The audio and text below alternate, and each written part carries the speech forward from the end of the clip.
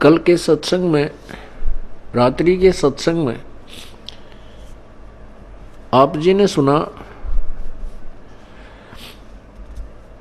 कि एक बहन जिसका नाम चंद्र प्रभा था, पुण्यात्माओं कल गलती से ये दास चंद्र प्रभा की स्थान पर शशि प्रभा बोल गया।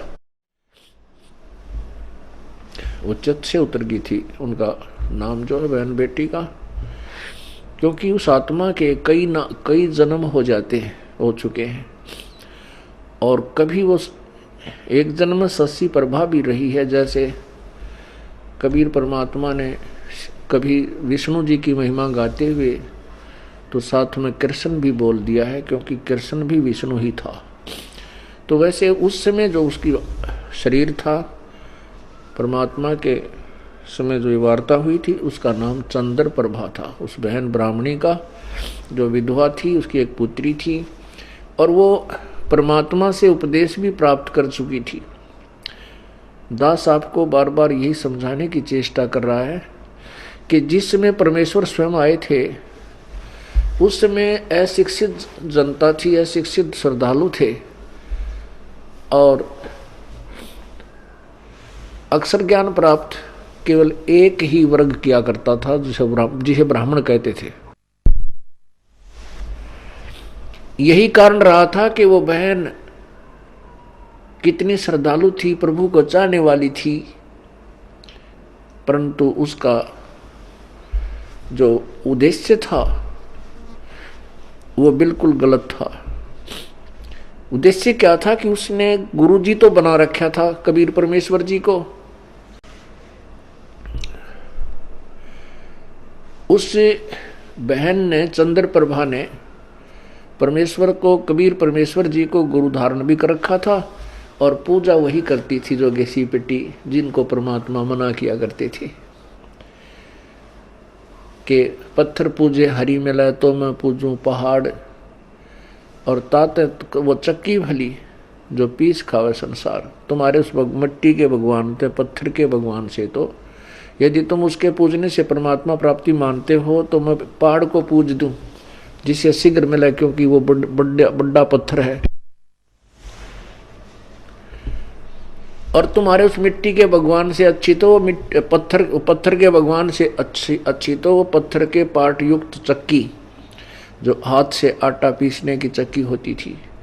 कहते वो चक्की अच्छी जिससे कम से कम आटा तो पीस देता वो पत्थर। परमात्मा यही ज्ञान रह कर दिया करते थे कि मंदिर के अंदर प्रभु नहीं है, मंदिर में केवल प्रभु का चित्र है। प्रभु से काम बनेगा, प्रभु से लाभ होगा, चित्र से नहीं। जैसे सेब का चित्र पत्थर का बनाकर रख ले मूर्ति, और बहुत खूबसूरत और बिल्कुल जो कि तो मिलती जुलती होती है, और उस सेब की मूर्ति की ही पूजा करते रहें, उसी को उठाकर रखते रहें, बार बार उसकी जो है ना धूप दीप करते रहें, नहीं, वो सेब की पत्थर की मूर्ति खाने योग्य नहीं है। वह उस सेब ढूंढना पड़ेगा, वो सेब लेना पड़ेगा। सेब प्राप्त कैसे होगा? उसके लिए पहले मजदूरी करनी होगी, मजदूरी करके 2 पैसे जेब में डालने होंगे, रुपए। उन रुपयों के, उस धन के प्रतिफल में हम उस सेब को खा सकेंगे, उसका आनंद ले सकेंगे। ऐसे ही हम परमात्मा के प्राप्ति रूपी सत्य साधना रूपी मजदूरी करेंगे। इस भक्ति के धन से हम परमात्मा को प्राप्त करेंगे, उस मूर्ति की पूजा करने से नहीं। अब वो बहन चंद्र प्रभा कबीर जी को तो एक साधारण संत भक्त मानती थी, संत मानती थी, गुरु जी मानती थी, और जगन्नाथपुरी में रखी उन बिना बगैर पंजे के हाथों वाली मूर्ति को वो भगवान मानती थी। इसी भ्रम को निवारण करने के लिए प्रभु ने ये लीला की, एक तीर से 2 शिकार किए। उधर से वीर सिंह जी भी उनको परमात्मा नहीं मान पा रहे थे, उनको केवल एक संत और गुरु ही मानते थे। परमात्मा कहते हैं कि गुरु मानुष कर जानते ते नर कहिए अंध, होवे दुखी संसार में आ गए यम के फंद। कबीर गुरु गोविंद दोनों खड़े, गुरु गोविंद दोनों खड़े, किसके लागू पाए, बलिहारी गुरु अपना जिन गोविंद दियो मिलाए।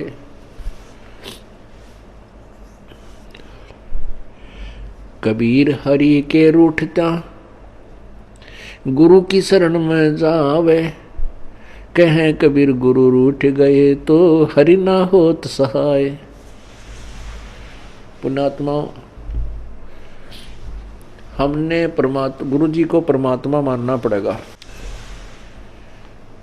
उस समय तो परमात्मा स्वयं आए थे, लेकिन वो भूमिका गुरु की ही कर रहे थे, एक संत की कर रहे थे। और उस समय परमात्मा स्वयं आए हुए थे तो भी ज्ञानहीन व्यक्ति, श्रद्धालु, अनुयायी, तो भी उनको एक सिंपल मैन मानते थे, एक भक्त गुरु संत ही मानते थे। क्योंकि ऐसे शिक्षित व्यक्ति जो होते हैं वो ज्ञान के तह तक नहीं पहुंच पाते। कितनी बार समझा लिया प्रभु ने, लेकिन एक वो अक्षर ज्ञान युक्त अज्ञानी संस्कृत भाषा बोल कर और उस भोली आत्माओं को गुमराह कर देता था कि तुम्हारा गुरु तो अशिक्षित है, उसको अक्षर ज्ञान है ही नहीं, वो वेदों और गीता के बारे में जानता ही नहीं, वो तो कोरी बकवाद घड़ता है, झूठ बोलता है।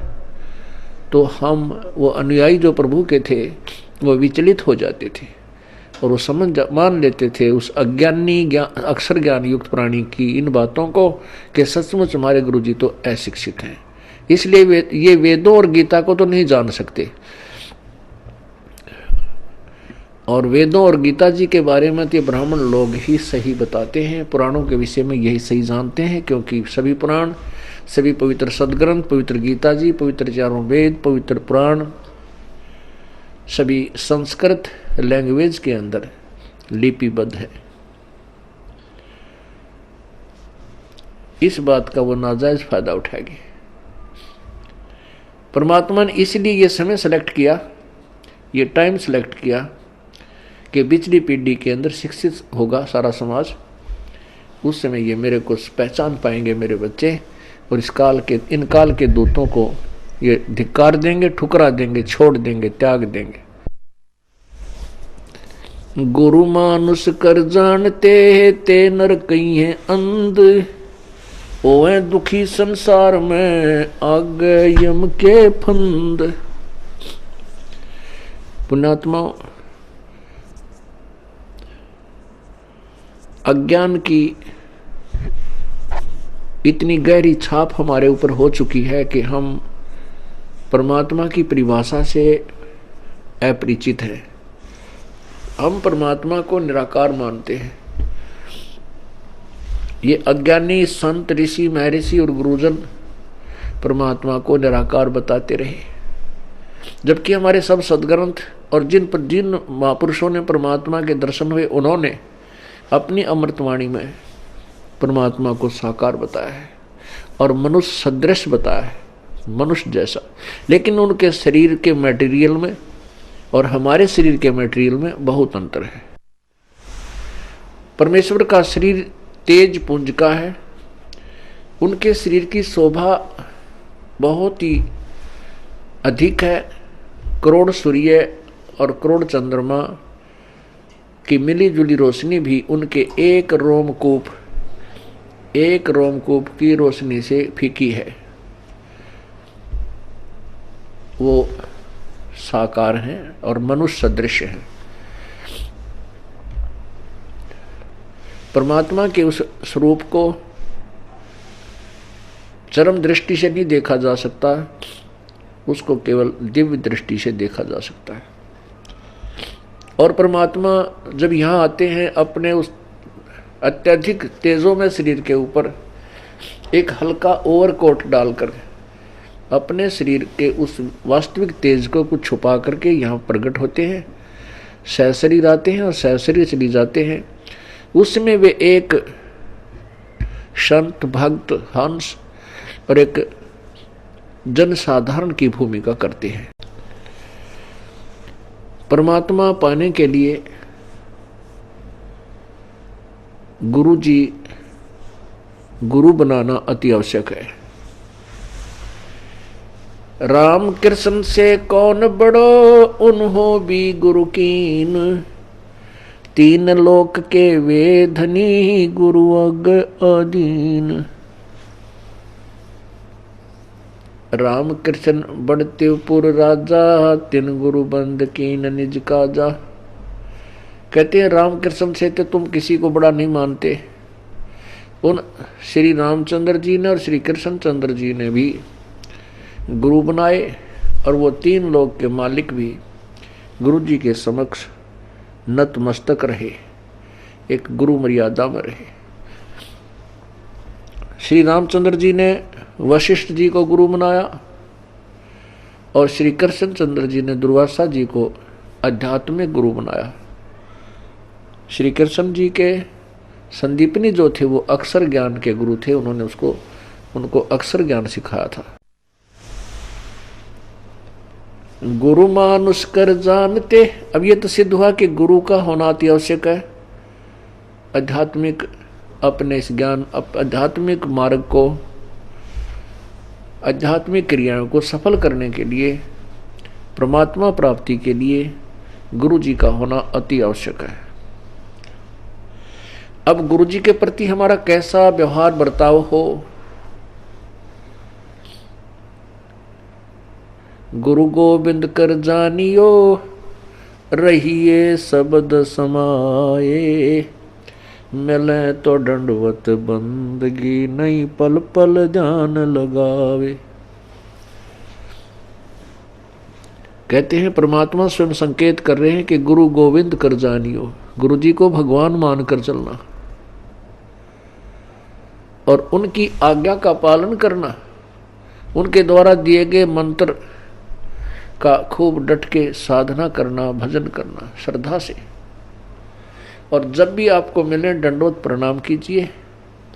यदि आपसे दूर हैं तो पल पल उन्हीं का ध्यान कीजिए।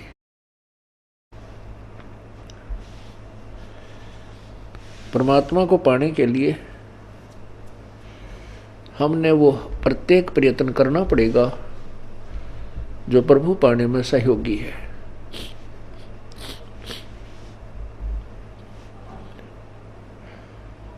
जैसे ये दास है, उसमें तो परमात्मा स्वयं आए थे, अब ये दास बेच दिया अपना। ये दास भगवान नहीं है, लेकिन परमात्मा के नियम अनुसार आप जी ने इस दास को भगवान के तुल्य मानना होगा। आपने परमात्मा मानना होगा। फॉर एग्जाम्पल, जैसे एक मैथमेटिक्स का, गणित का एक प्रश्न होता है ऋण का, उसके अंदर मूलधन ज्ञात करना होता है। मूलधन ज्ञात करना होता है, उसमें सपोज करना होता है, उसमें मानना होता है, मान लीजिए मूलधन 100 रुपये। वो जो मूलधन हमने ज्ञात करना होता है वो तो लाखों और करोड़ों में होता है, लेकिन 100 रुपये मूलधन मानकर फिर दर निकाली जाती है। उस दर को मल्टीप्लाई करके फिर वो वास्तविक मूलधन निकाला जाता है। जब तक 100 रुपये मूलधन नहीं मानेंगे तब तक वो वास्तविक मूलधन आपको प्राप्त नहीं हो सकता, आपका प्रश्न हल नहीं हो सकता और आपको 0 नंबर मिलेंगे। इसी प्रकार ये भक्ति, आध्यात्मिक परमात्मा प्राप्ति रूपी जो प्रश्न है, ये इक्वेशन है, ये क्वेश्चन है, इसको हल करने के लिए, इसको सोल्व करने के लिए आपने इस दास को भगवान मानना पड़ेगा। तब आपकी आध्यात्मिक क्रियाएं सफल होंगी। जैसे आप यहां से जाओगे, आपने परमात्मा देखा नहीं है, आपने इस दास को देखा है, वो परमेश्वर इस दास का रूप धारण करके आपके समक्ष वहां खड़ा होगा। अब जैसा जिसका व्यवहार इस दास के प्रति यहां है वो वैसा ही करेगा। जैसा आपका इस दास के प्रति आपके मन में दोष या श्रद्धा है वो ज्यों की त्यों वहां होगी। जब आपकी वहां एक बार फिर जो है पछोड़ लाओगा परमात्मा, आपके पास भक्ति धन भी है, आपके अंदर गुरु जी के प्रति वह श्रद्धा नहीं है जितनी भगवान के प्रति होनी चाहिए, तो भी आप वहां से रिजेक्टेड हो जाओगे तिरकुटी के ऊपर। पुण्यात्माओं, ये आपको रिहर्सल कराई जा रही है आपसे, और आपने इस रिहर्सल में इस दास को प्रभु मानकर व्यवहार करना है, परमात्मा जानकर हर तरह की क्रिया करनी है। बोलते समय, चालते समय, अंदर में कोई विशेष गुरु जी के विषय में विवेचन करते समय आपने ये जानना पड़ेगा कि जैसे हम भगवान के बारे में सोच रहे हैं, आपने ये विचार करना चाहिए कि हम गुरु जी के बारे में क्या सोच रहे हैं। नहीं, हम भगवान के बारे में सोच रहे हैं। यदि इस दास में कोई दोष देख रहे हो तो आप परमात्मा में दोष देख रहे हो, या तो फिर त्याग जाइए, यहां से चले जाइए। आपको ऐसे गुरु की आवश्यकता नहीं जिसमें आप दोष निकाल रहे हो। हम इसी प्रकार परमात्मा को प्राप्त कर सकते हैं। गुरु मानुष कर जानते ते नर कहिए अंधे, ओवे दुखी संसार में आग काल के फंद। गुरु जी के प्रति आपकी कैसी श्रद्धा हो।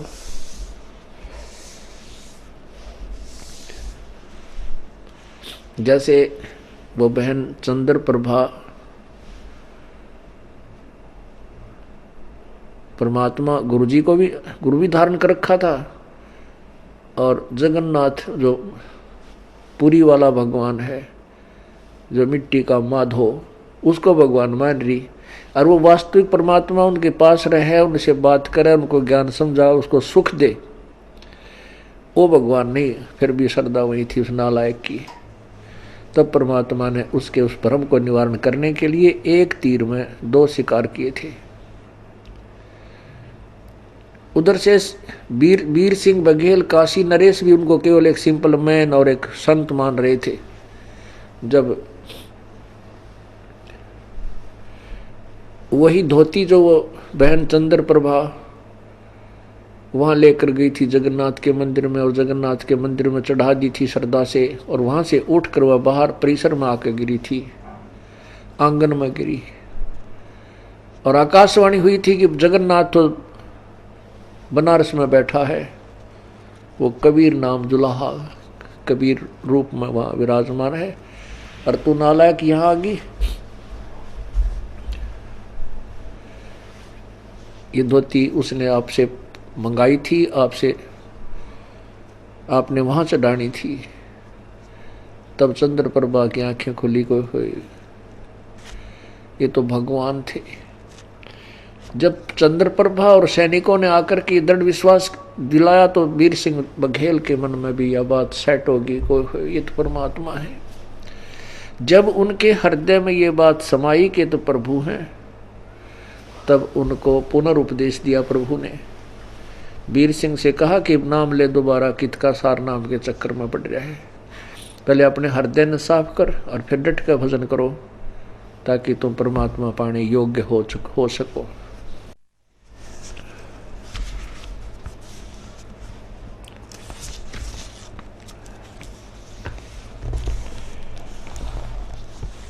गुरु जी के प्रति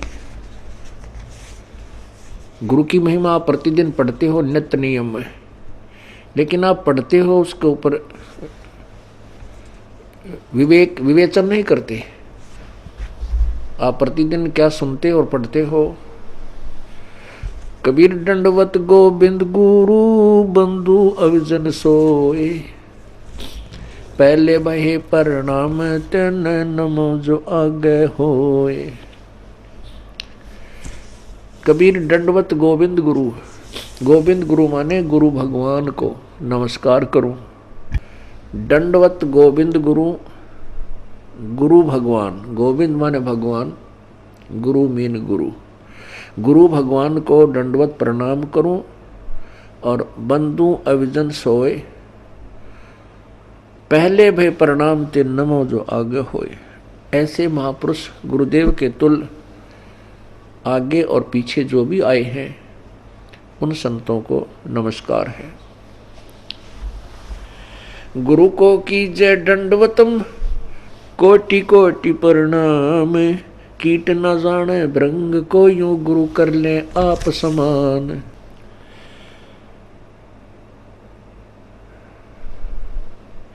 गुरु गोविंद कर जानियो, रहियो शब्द समाए, मिले तो दंडवत बंदगी, नहीं पल पल ध्यान लगावे।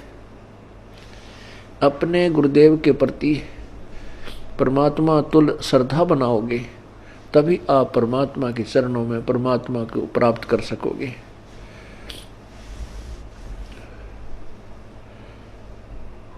गुरुदेव में कैसे आपकी श्रद्धा बनी वह बताया है कि सामने आए तो दंडवत प्रणाम हो, और नहीं तो फिर उन्हीं का ध्यान, उन्हीं के द्वारा दिए गए मंत्र पर विवेचन, उसका सिमरण, और रह रह कर आपके हृदय ये आत्मा ये पुकार करेगी, तड़फेगी को हो ऐसा निर्मल ज्ञान है भगवान कहाँ थे, अगर गुरु जी ना मिलते तो हमारी क्या दुर्गति होती। इस तरह की विवेचन जो करना है यह भी गुरुदेव का ध्यान है।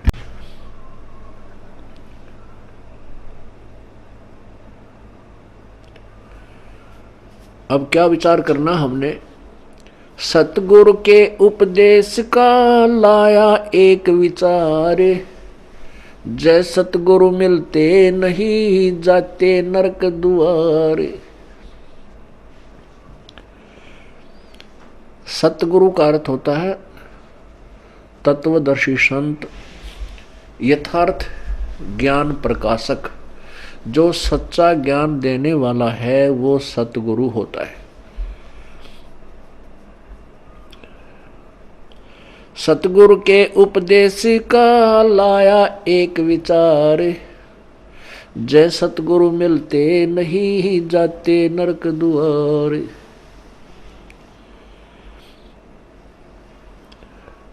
यम द्वार में दूत सब करते खेचातान, उन तक कभू ना छूटता फिर फिरता चारों खानी। कबीर चार खानी में भरमता कभो न लगता पार, सो फेरा सब मिट गया मेरे सतगुरु के उपकार। होय होय, इतनी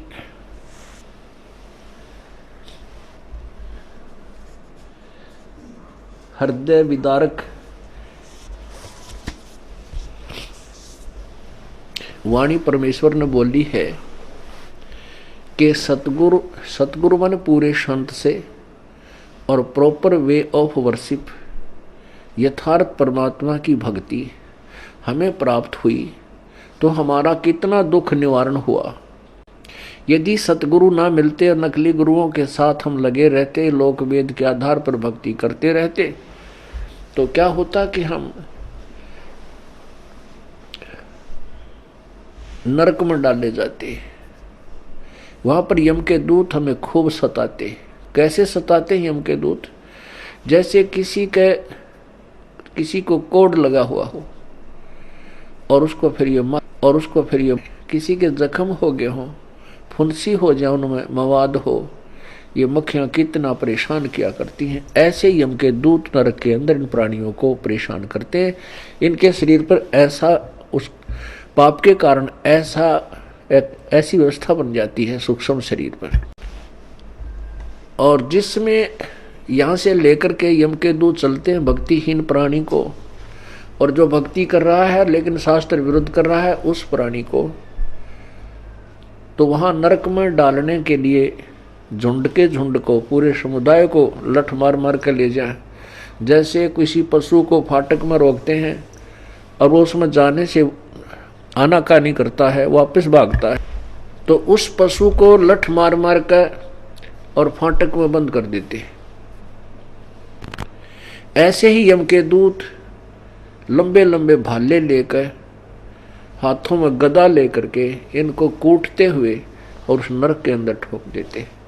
ये वापस भागते हैं क्योंकि आगे इतना बुरा हाल, इतना गंदा स्थान, और जो पहले के प्राणी वहां डाल रखे हैं वो बुरी तरह चिल्ला रहे होते हैं। अब उनको देख करके ये वापस भागने की चेष्टा करते हैं और पीछे तो फिर वो यम के दूत कुटे। वहां उनकी जो रिहर्सल होती है वह खेचा ताण है। उस खेचा ताण की बिरान माटी, वो दुख, और फिर नरक के अंदर कष्ट। उसके बाद क्या होता कि 84 लाख योनियों में कभी कुत्ते बनते, कभी गधे बनते, सुअर बनते, गंदी नाली के कीड़े बनते। वो सब सारा का सारा कष्ट परमेश्वर के इस सत्य नाम से, पूरे संत के ज्ञान से और उनके द्वारा बताई गई भक्ति विधि से सब आप बाईपास निकल गए। न नरक में जाना पड़ेगा, न काल की तपतशिला पर आपको जाना पड़ेगा, और न ही 84 लाख योनियों में आपको जाना पड़ेगा। पुण्यात्माओं, आप तो बालक हो, क्योंकि भक्ति मार्ग का ज्ञान कभी हमने सुना नहीं। केवल जैसा भी परंपरागत हमारे जिस भी धर्म में हम जन्मे हैं उन्हीं लोक वेद को हम अंतिम भक्ति का ज्ञान, आध्यात्मिक ज्ञान मानकर उसी पर आश्रित थे। वो तो कैखा भी नहीं थी भक्ति का, आध्यात्मिक ज्ञान का वो कैखा भी नहीं प्राप्त था हमारे को। अब ये विस्तार से एक पूर्ण इतिहास आपके समक्ष प्रभु दत्त पेश किया जा रहा है।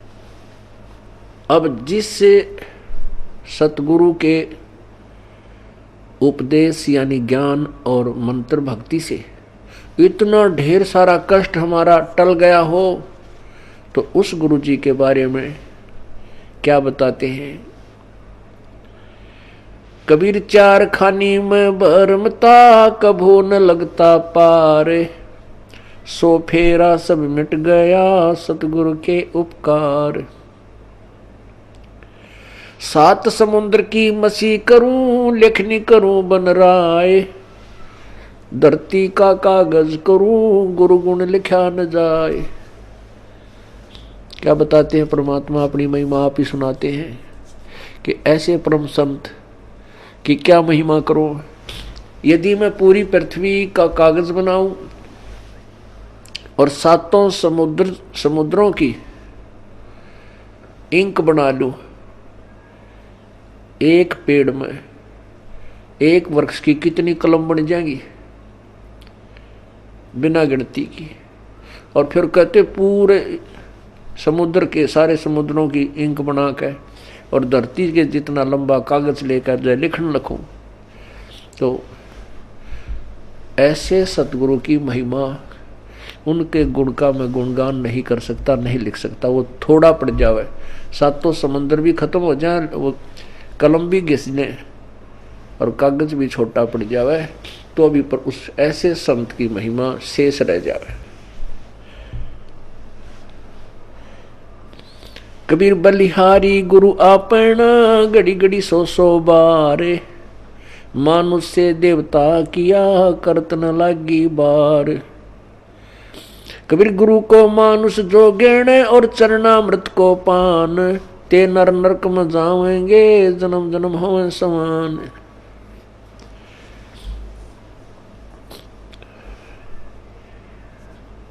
कहते हैं अपने सतगुरु के ऊपर मैं बलिहारी हूं, घड़ी घड़ी 100 बार उनके द्वारा दिए गए ये अनमोल ज्ञान रह रहकर उमंग के साथ याद किया जाता है, और ऐसे संत के प्रति एक विशेष श्रद्धा बनती चली जाती है। बलिहारी गुरु आपना, घड़ी घड़ी 100 बार, मानुष से देवता किया करत न लाई वार। हम मनुष्य का शरीर अवश्य रखते थे, लेकिन कर्म मनुष्य के हमारे नहीं थे। मनुष्य के कर्म अब प्रारंभ हुए हैं, बुराइयों से दूर होना और परमात्मा का यथार्थ भक्ति मार्ग ग्रहण करना। किसी को लूटना नहीं, चोरी नहीं करना, मिलावट नहीं करना, रिश्वत नहीं लेना, किसी की आत्मा नहीं दुखाना, क्योंकि आत्मा हम वैसे नहीं दुखाने से बंद हो सकते। हम मिलावट करने से या रिश्वत लेना वैसे नहीं छोड़ सकते जब तक हमें इसके होने वाले दुष्प्रभाव का ज्ञान ना हो। जैसे विष से हम क्यों डरते हैं? क्योंकि उससे होने वाले दुष्प्रभाव से हम पूर्ण परिचित हैं। और नादान बालक उसी बोतल में जिसमें विष रखा हो मुंह का लगा कर पी ले और जान मृत्यु को प्राप्त हो जाए, जान से हाथ धो बैठे। ऐसे ही जो बुराइयां करते हैं वो अपना जीवन बर्बाद कर रहे हैं। जिसमें हम तत्व ज्ञान के कारण ये पूर्ण ज्ञान हो जाएगा कि जो हम कर्म करते थे वो विष खा रहे थे, तो हम अब पुनः विष नहीं खा सकते।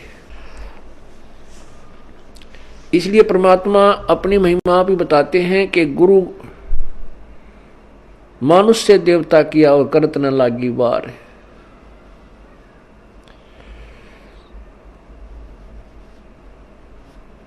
कबीर गुरु को मानुष जो गिरण और चरणामृत को पान, ते नर नरक में जावेंगे जन्म जन्म हमें समान। गुरु मानुष कर जानते ते नर कहिए अंध, ओवे दुखी संसार में आगे यम के फंद। कबीरा ते नर अंध है गुरु को कहते और, हरि के रूठे ठोर है गुरु रूठे नहीं ठोर। कबीरा हरि के रूठते गुरु की शरण में जाए, कह कबीर गुरु रूठ गए तो हर ना होत सहाय। कबीर गुरु से ज्ञान जो लीजिए शीश दीजिए दान, भौतुक भोंदू बह गए ये राख जीव अभिमान। अब क्या बताते हैं परमात्मा? आप ही आकर के अपने पाने की विधि को और गुरु मर्यादा को वो स्वयं बता रहे हैं। ये परमेश्वर कबीर जी का आदेश है और उसी को हम पाने के लिए चले हैं। उनके आज्ञा का हम उल्लंघन करेंगे, उनके वचनों का उल्लंघन करेंगे तो हम प्रभु प्राप्ति नहीं कर सकते। फिर फायदा क्या इस परमात्मा के मार्ग पर लगने का? और ये इतना आसान मार्ग है कि गरीब से गरीब और साहूकार से साहूकार, रंक से रंक और राजा से राजा, कितना ही महाराजा भी क्यों ना हो वो भी प्रभु प्राप्ति कर सकता है। लेकिन उसने अपनी क्रियाओं में परिवर्तन करना होगा और प्रत्येक कदम परमेश्वर के निर्देश अनुसार ही रखना होगा, तब हम परमात्मा पा सकेंगे।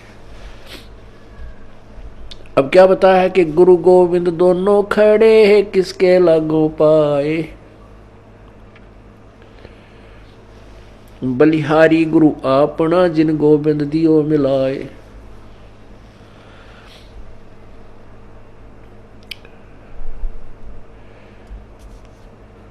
कबीर गुरु के रूठ त्या हरि की, कबीर हरि के रूठ त्या गुरु की शरण में जावे, कहे कबीर गुरु रूठ गए तो हर ना होत सहाय। परमात्मा स्वयं ही बता रहे हैं कि एक तरफ गुरु जी खड़े हैं और दूसरे साथ में परमात्मा खड़े हैं, तो किसके हम चरण छुएं, किसका विशेष आदर करें, किसकी चाह प्रथम करें? आप ही उत्तर दे रहे हैं कि बलिहारी गुरु आपना जिन गोविंद दियो मिलाए। अब इस उदाहरण को आपको समझाया जाएगा कि जैसे एक मटके में घड़े में जल है, वो तो समझो भगवान है। एक तरफ हैंडपंप खड़ा है वर्किंग पोजीशन में, चालू हालत में। एक तरफ तो हैंडपंप यानी नल है, एक तरफ एक मटके में घड़े में जल है। तो उस मटके के जल को तो भगवान समझो और नलके को गुरु जी समझो। तो इन दोनों में से कहते मैं किसके चरण छूं अर्थात किसको महत्व दूं?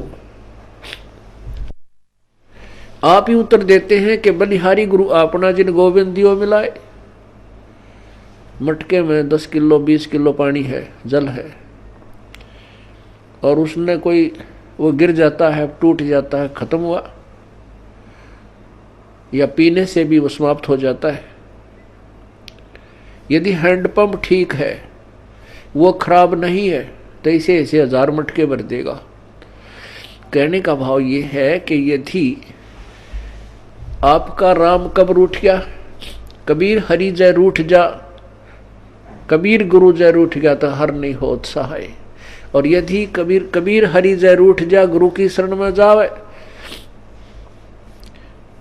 जिसमें आप जी के ऊपर, किसी व्यक्ति के ऊपर आपत्तियों का दौर शुरू हो जाता है, वो स्वयं कहने लग जाता है, भी मेरा राम रूठ गया, मेरा परमात्मा रूठ गया, मेरे थे मेरा भाग फूट गया, मेरा राम रूठ गया, तो उसके पुण्य समाप्त हो गए, पाप कर्मों से वो प्रभावित हो रहा है। जैसे आप कहीं खेत में या मजदूरी कहीं कर रहे हो, आपने एक मटका पानी का लेकर गए, वो काम करते करते पीते रहे, वो समाप्त हो गया, आपका जल खत्म हो गया, आपका राम रूठ गया। यदि जल और नहीं लाओगे तो प्यासे मर जाओगे। तो कहाँ जाते हैं? हैंडपंप या कुएं में। उस कुएं से या हैंडपंप से वो जल, वो मटका फिर भर लाते हैं, तो वो फिर से काम शुरू हो गया। पुण्यात्मा जो दुखी प्राणी हैं, उनका राम रूठ गया, उनका राम रूठा हुआ है, उनका भगवान रूठा हुआ है, क्योंकि उनके पुण्य समाप्त हो गए। वो जल थोड़ा बहुत था, वो पी प्या लिया तुमने, खत्म कर दिया। अब कहाँ जाएंगे उस जल को लेने के लिए? हैंडपंप पर। हैंडपंप से आप फिर मटका भर लाइए, मटका भर लाए, फिर जो अभाव, जल के अभाव से जो कष्ट था वो समाप्त हो गया, आपके प्राण बचे। ऐसे ही गुरुजी हैंडपंप है और जल भगवान है। अब यदि आपने हैंडपंप पे तोड़ दिया, उसको मिस हैंडल करके, उसके साथ बदव्यवहार करके, उसका ऐसे ऐसे झटके पटके नू नू कर कर वो तोड़ दिया, उसकी कोई वासर खराब होगी या किसी प्रकार भी, तो जल आना बंद हो गया। तो फिर वो जल जितना आपके पास आपके पुण्य है वो चलेंगे, तब तक चलेंगे, उसके बाद फिर आपको फिर दुख शुरू हो जाएगा, अर्थात वो जल फिर प्राप्त करना होगा आपका। यदि आपने कहते हैं आपका गुरु रूठ गया, आपका हैंडपंप खराब हो गया, तो जल नहीं, हर नहीं करे सहाय, हर नहीं होत सहाय। वो जल तो रहा नहीं, क्योंकि हैंडपंप उसका स्रोत था। कबीर हरि के रूठते गुरु की शरण में जाए, कहें कबीर गुरु रूठ गए तो हर ना होत सहाय। परमात्मा आगे क्या बता रहे हैं? गुरु से ज्ञान जो लीजिए, शीश दीजिए दान। गुरु जी से आप उपदेश, नाम मंत्र ले रहे हो, तो अपना शीश समर्पण कर दीजिए। शीश सौंप देने का तात्पर्य है कि गुरु जी के प्रत्येक आज्ञा का पालन कीजिए। बहुत तक भोंदू बह गए भाई, राख जीव अभिमान। होय होय, बहुत तक भोंदू बह गए अपने मन में अभिमान बना के गुरु जी के समक्ष, तो वो जीव पार नहीं हो सकते।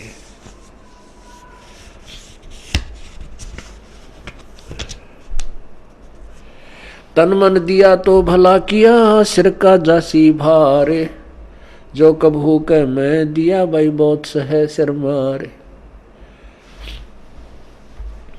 अब जैसे कोई पुण्यात्मा है, कोई सेवा कर रहे हैं, कोई दान कर रहे हैं, और कोई भक्ति कर रहे हैं, सुमन करते हैं, देखा भाई अर्थ में माला रखता हाथ में, भाई वाह भाई वाह कमाल है। पुण्यात्मा, ये वाह शब्द है ना, ये केवल परमात्मा के लिए ही हो सकता है, जीव के लिए नहीं होना चाहिए। जैसे वाहेगुरु, वाहेगुरु का शब्द नानक साहब जी ने परमात्मा के लिए बोला था। वाह का पात्र केवल एक ही है। यदि हम दूसरे की वाह करते हैं और उसको में वाह समा रही है, उसको वाह से वो फूलने लग गया है, उसका विनाश होना प्रारंभ हो चुका है उस श्रद्धालु का। यदि कोई दान करता है और उस दान का उसी को फल मिल रहा है, और दूसरे उसकी दान किए हुए दान को से उसी की प्रशंसा करते हैं, तो ज्ञानहीन प्राणी होता है, उस प्रशंसा का पात्र बनकर वो अभिमान करने लग जाता है। बट नेचुरल है, जिसको ज्ञान नहीं है अवश्य होगा। कोई सेवा अच्छी करता है, शारीरिक सेवा करता है, दूसरे ने कहा वाह भाई यू या बहन या भाई, ये तो भाई दिन रात इसने सेवा में अपना शरीर गाल रखे है, तो कुछ दिनों में उसके अंदर भी यह बीमारी होएगी और वो उसके नाश का कारण बनता है। कोई सेवा करता है तो अपने लिए कर रहा है, हम उसकी प्रशंसा करते हैं, उसके तरफ आकर्षित होते हैं, तो महाराज जैसा बुद्धू नहीं, वो भक्त नहीं है, उसको ज्ञान नहीं है। कहते हैं गुरु को तजय भजय जो आना, तापसुआ को फोकट ज्ञाना। क्योंकि हम जिसकी प्रशंसा कर रहे हैं हम उसके ऊपर आसक्त हैं, बाई हुक एंड क्रुक, तो हम परमात्मा से हटकर उसकी तरफ आकर्षित हुए हैं, तो यह भी कमजोरी है। परमात्मा के पाने में हमने सारी कमजोरी मिटानी होगी। एक बूढ़ा आदमी डॉक्टर जी के पास गया और बूढ़ा बुजुर्ग कति अस्थि पिंजर शेष था, पतल आड़ दिखे, नारी नारी अस्थि दिखे। अब डॉक्टर जी ने देख लिया भाई ये तो बीमारी क्या है कि कमजोर आदमी है, कति शारीरिक वीकनेस घनी है इसमें। तो बूढ़े आदमी ने, उस वृद्ध ने कहा डॉक्टर जी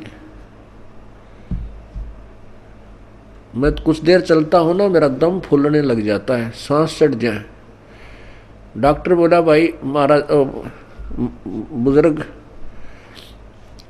कमजोरी है आपको, आपका शरीर कमजोर हो गया। फिर कहता है गुरु डॉक्टर जी मैं खड़ा होता हूँ चक्कर आवे हैं। डॉक्टर बोला बूढ़ा कमजोरी है। फिर बोला जी पिंडी बढ़के हैं, यानी पिंडलियों में दर्द हो जाता है। डॉक्टर बोला कमजोरी है। अब बूढ़े को गुस्सा आ गया,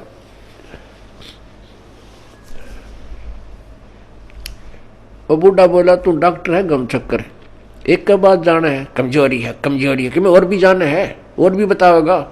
खूब क्रोधित हो गया। वो डॉक्टर बोला बूढ़े या भी कमजोरी है, क्योंकि कमजोर आदमी ने गुस्सा गणाया करे। तो पुण्यात्माओं ये हमारे अंदर जो कमजोरियां हैं ये हमने सारी हटानी पड़ेंगी, तब हम परमात्मा पा सकते हैं। ना तो ठीक है जिस आप कर रहे हो ऐसा फल मिल जाएगा, और आने वाले जन्मों में आप राजा बन सकते हो, देव बन सकते हो, महादेव बन सकते हो, ब्रह्मा विष्णु महेश बन सकते हो, क्योंकि आपके अंदर इतनी कमाई बन जाएगी। और उसके बाद फिर आप गधे बन सकते हो और कुत्ते बन सकते हो। तो हमने या जन्म मरण का दीर्घ रोगी कटवाना पड़ेगा। अब समय आ गया है, उसकी औषधि का जो है खोज होगी है। जैसे पहले टीबी की कोई इलाज नहीं था, इसलिए इसको अक्षय रोग कहते थे। अक्षय माने नाश करने वाला, खत्म कर दे।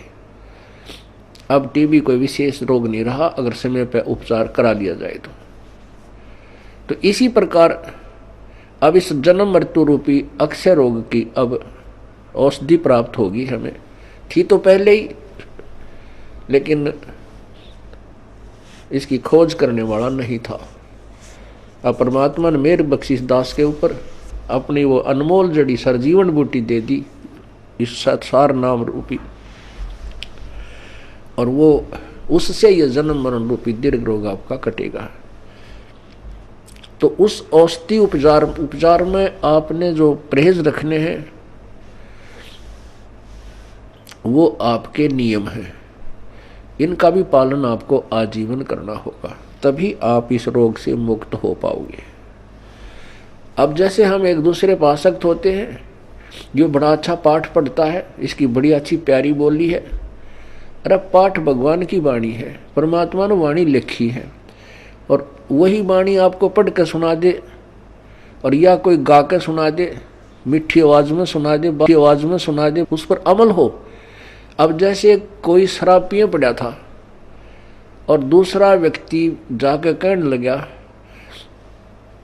कि भाई तुम्हारा चोरी होगी। वो शराबी कहता है चोरी होगी? अच्छा चोरी होगी, फिर बता क्या हो गया? चोरी हो गया। अब वो कोई कहे, उस शराबी नो कहे तेरी आवाज अच्छी नहीं, कोई गाने वाला आवे उसको बुलाओ, और वो नौका क्योंकि वो शराबी होगा, फिर दूसरा शराबी कहता है आपका चोरी हो गई। वो चोर भी नौका, और जिसका चोरी हो रही वो नौका चोरी हो गई। अरे नालायक को। फिर वो नौका कहता हाँ ये बहुत बढ़िया बोल रहा है, इसकी आवाज़ बहुत प्यारी है, चोरी हो गई। और उसने नौका जाकर सिंपल वे में, भाई तुम्हारा घर में चोरी होगी और बहुत नुकसान हो गया है।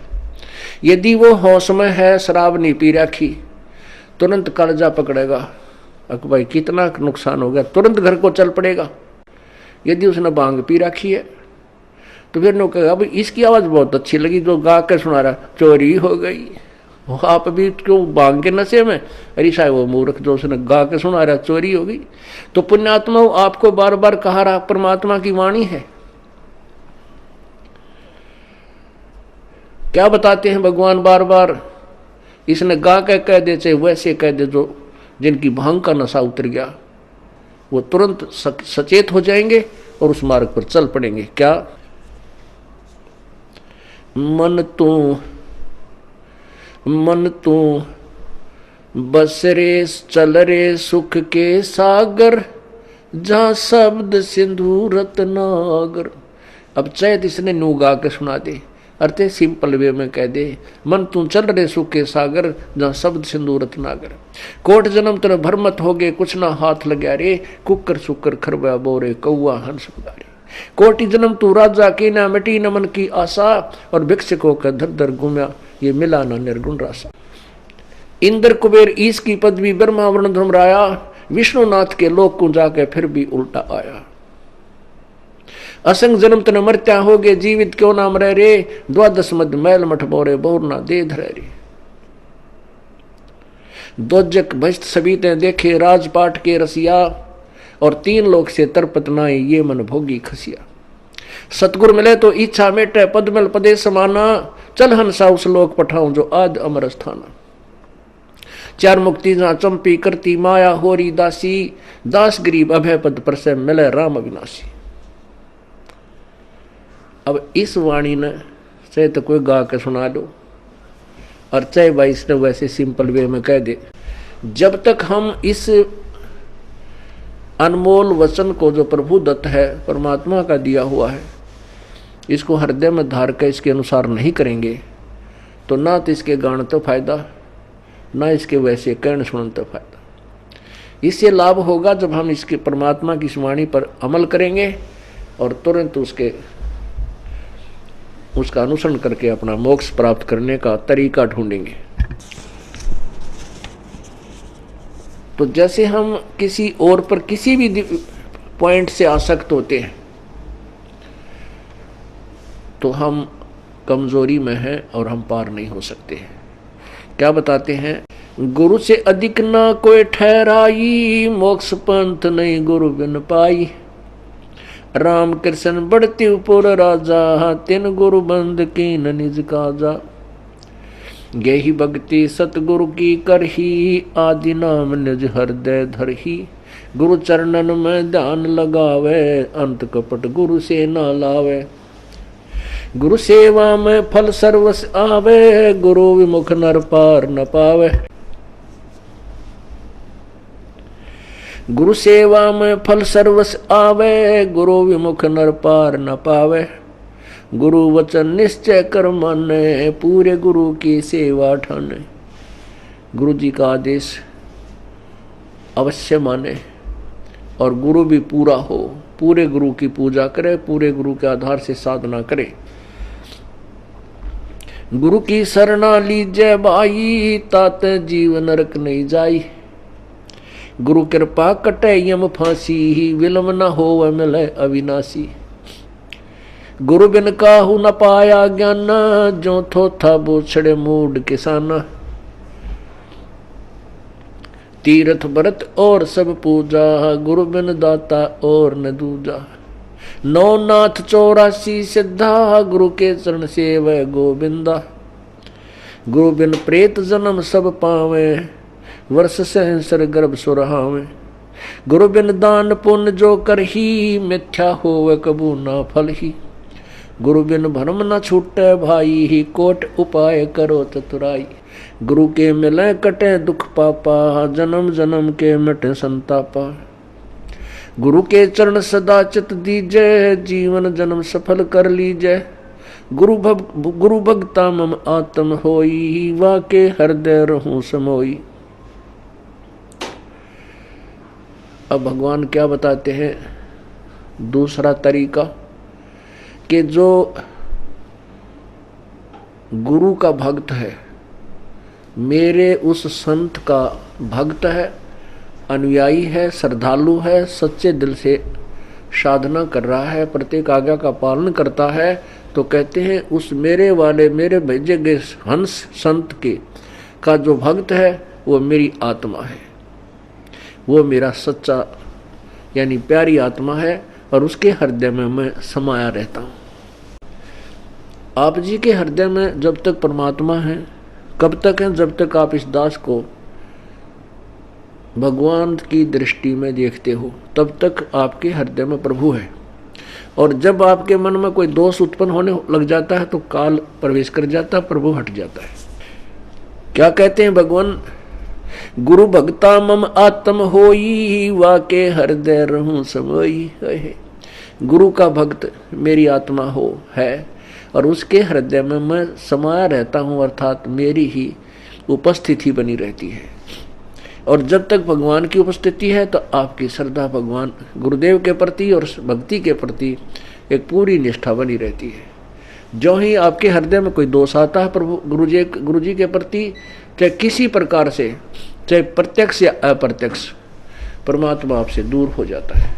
ऑटोमेटिक सिस्टम है। तो उसमें आपके विचारों में परिवर्तन, ये दास पहले आपको आज जो पुण्यात्मा, जब तक आपके हृदय में परमात्मा समाये है तब तक ये दास आपको क्या दिखता है ये तो आपको मालूम है, दास नहीं कहना चाहता।